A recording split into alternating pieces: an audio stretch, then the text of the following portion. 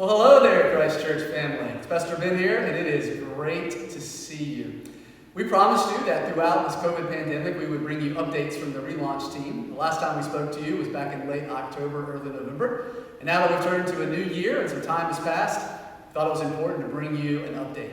I'm here today with our Relaunch Team co-chairs, Rumay and Scarlett Steinert, two folks who are on the front lines in our communities helping keep us safe and have a lot to say and know about what all is happening out there. They're bringing leadership to our team here at the church as we think about when, where, and how we might be able to possibly reopen. So I want to begin today by turning to Rumay. And Rumay, I wonder if you might tell us a little bit about what the metrics are right now. Sure, Ben. Happy to do so.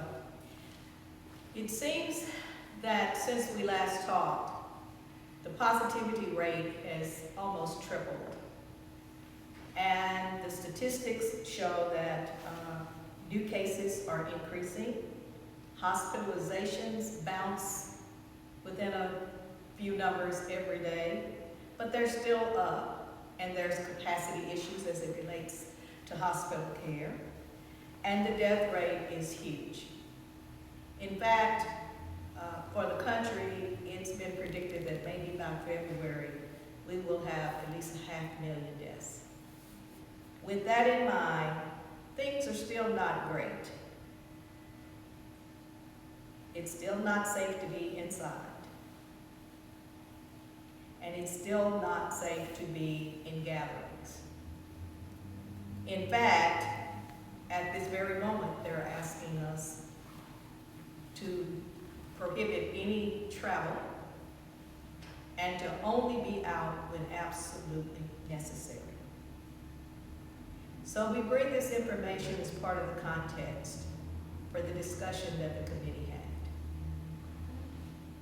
Rumay, just briefly, I wonder if you might say an additional word about the variants that we're hearing that are out there? Well, yes, it seems that the virus mutates. It's trying to survive in this environment. And because of that, there are other strains that have come into play and are part of our world. It seems that they're more contagious, and yet there is some belief that the vaccines currently in place may provide some protection. But in the meantime, it's been suggested that we double mask. And so the W's is, there's almost a W square going on. More hand washing, more masking. And with that in mind, we will probably see other variants and variations. Thank you, Rumay. You've started today with some sobering news. I wonder if we might turn and talk a little bit about the good news. We do hear a word about vaccines. We know there's some distribution happening. I wonder if you might share the good news, maybe the not so good news, and then hopefully long-term good news about the vaccine. She's looking at me. What I know about the vaccine is the great news is there is a vaccine out there. The bad news is it's not being given very fast, and it's not being produced very fast right now. So there's definitely not enough to go around. As you all are probably aware, it takes 2 doses.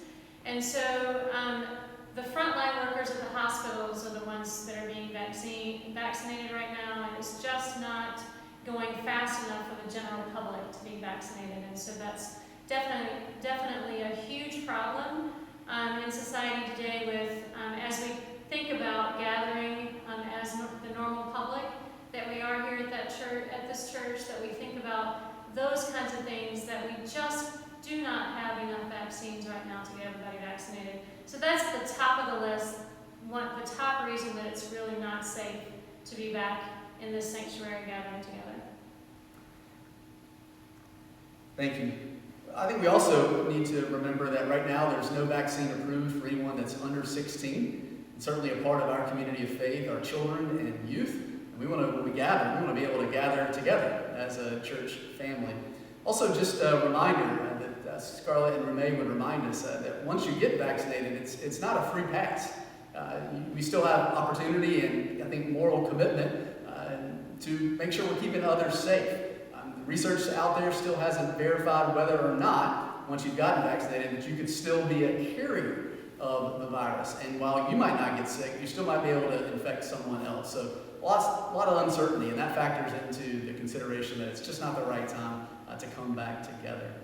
I wonder also, Scarlett, if you might say a word about what you're hearing in the school systems, what the deliberations are there, and the kind of things they're factoring in before they might gather again. Absolutely. The school board met just last week, as a matter of fact, for Chapel Hill Carver City Schools. And there are a few things going on at schools right now. Kids are testing, and there's a lot of time and, of course, funds and efforts being spent on to keep social distance when we do those small group kinds of things. So the school board has decided that at least until April, we are not going to be back in large groups at any school at this time.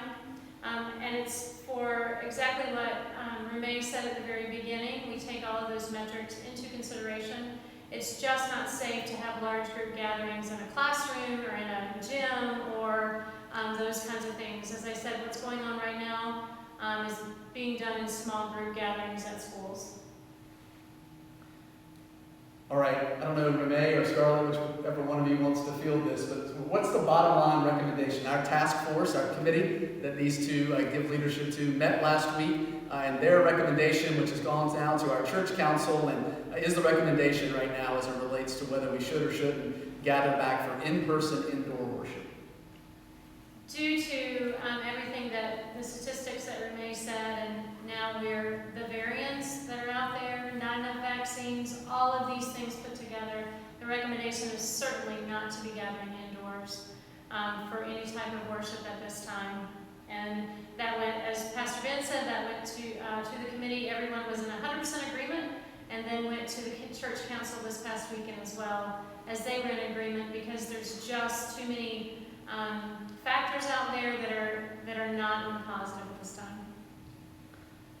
And just to take that one step further, this is also in alignment with the other churches that Christ Church has been participating with across the Chapel Hill larger community. All of those churches together have said in a cooperative statement that we're not ready to resume indoor in-person worship. But also finally add that it's in alignment with our Episcopal leader, Bishop Morgan Ward, who has asked that United Methodist churches across Central and Eastern North Carolina not gather back for indoor in-person worship. So there's pretty wide, broad consensus around this recommendation. And not seeing that we're going to be returning in anytime soon or the near future. That doesn't mean we won't revisit it. We'll gather this committee again and we'll continue to watch the metrics. But it's not an anytime soon kind of thing that we think we're going to be back indoors, and just wanted to be able to share that with you so that we can all kind of wrap our mind around that.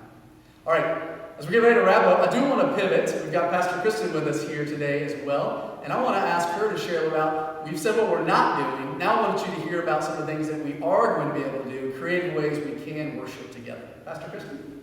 Sure. So there is some really good news. We are going to be able to have opportunities to see each other face to face, or mask to mask, if you will. With Lent coming up, we're going to be starting outdoor worship on the first Sunday of every month. So that'll start on the first Sunday of March. That first Sunday routine is going to be able to incorporate Easter Sunday. We'll also have some special one-off services, such as on Pentecost, to confirm our awesome confirmands and to hear again the story of the Holy Spirit being poured out upon the church. Ash Wednesday is going to look a little different. We will do a streamed service from here in the sanctuary that will be available on both Facebook and YouTube for everyone to participate in. We'll also be doing the imposition of ashes outside under our bell tower, sort of as a come and go type experience. The pastors will be in full PPE. We'll have on masks and shields, and we'll be changing out gloves in between every person to make sure that that is as safe as possible. We are going to encourage you to come and to receive your mask, or to receive your ashes in your mask, and then to be sent forth into the community. We ask that people not linger so we can keep everybody safe.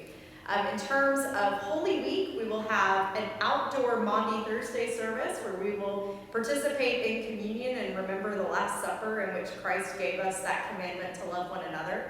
We will also have a streamed Good Friday service, the service of Tenebrae from here in the sanctuary, that we can all participate in online.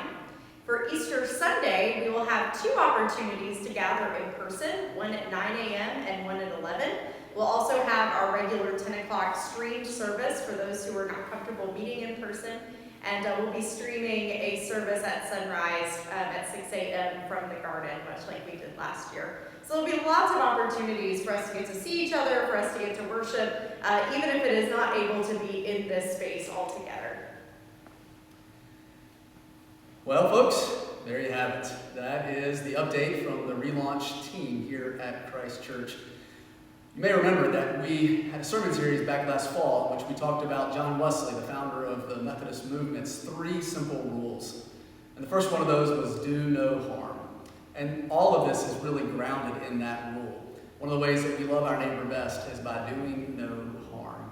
So we invite you, as Rumay said, it's the 3 W's squared. Double up on those masks, wash those hands thoroughly, keep your distance, and when your number's up, please get vaccinated. I promise you that all of those on this video, as soon as we're able to, we're going to get vaccinated and hope that you will do so as well. Please continue to stay safe. Go in peace, but don't go far. Take care.